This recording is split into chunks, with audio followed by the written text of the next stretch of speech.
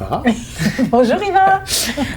Farah, est-ce que tu peux parler du projet que tu nous as présenté plus tôt? Certainement. On était sur le même panel. Oui. Donc, j'étais accompagnée de Corinna.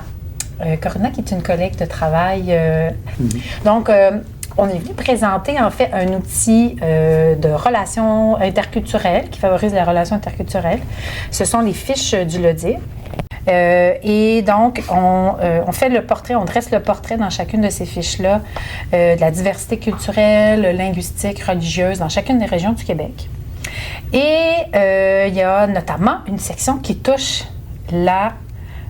comment on traite de la diversité culturelle dans les médias. C'est ça que j'allais te demander. C'est ça que tu allais... Oui, c'est ça. Quel est ton rôle là-dedans? Exactement. Donc, moi, je me suis occupée là, de faire cette mise à jour-là. Donc, on a fait une analyse de contenu de la presse médiatique au Québec entre les années 2020 et 2023.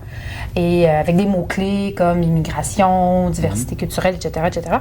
On a recensé les articles qui traitaient donc de ces mots-clés, de ces thèmes. Région par région. Région par région. On a fait région par région. Okay. Et il en parlait comment?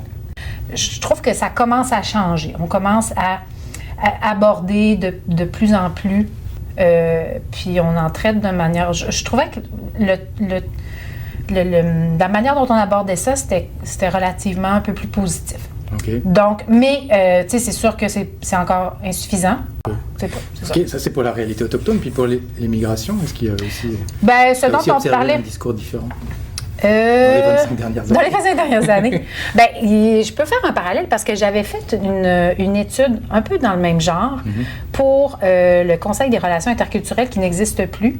Je trouvais qu'on commençait à traiter de sujets différents, un peu plus positifs. On parlait que, justement, l'immigration, on parlait d'immigration, de travail en région, d'immigration. Donc, ça commence à changer. Okay. Toi, tu nous as parlé de compétences interculturelles. Oui. Oui. Bah, plutôt des précurseurs des compétences interculturelles, parce que des théories qui modélisent les compétences interculturelles, il y en a de nombreux, et comme je suis psychologue, je m'intéresse aux précurseurs psychologiques, et ça, c'est des traits de personnalité. En fait, il y a 5 traits de personnalité qu'on considère comme étant nécessaires pour bien intervenir ou bien évoluer dans une situation interculturelle. Ces 5 traits, c'est l'ouverture d'esprit, la flexibilité, la stabilité émotionnelle, l'empathie culturelle et l'initiative sociale. Tu nous as présenté des profils, puis moi, un petit peu, tu pourras nous en parler un petit peu, mais ma question, c'était, est-ce qu'il y en a un en particulier qui t'a fasciné?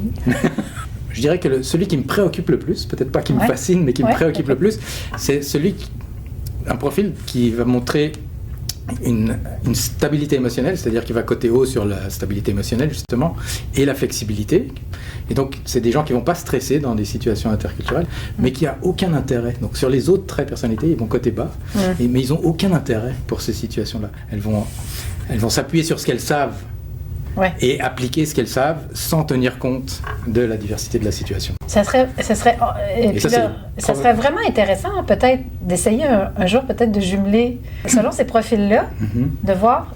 C'est quoi leur pratique médiatique, justement? Peut-être de jumeler un peu ce qu'on fait. Oui. Peut-être de voir, est-ce qu'ils sont exposés à tel type de contenu ou pas? Ou est-ce qu'un type de contenu peut modifier, peut-être, je sais pas.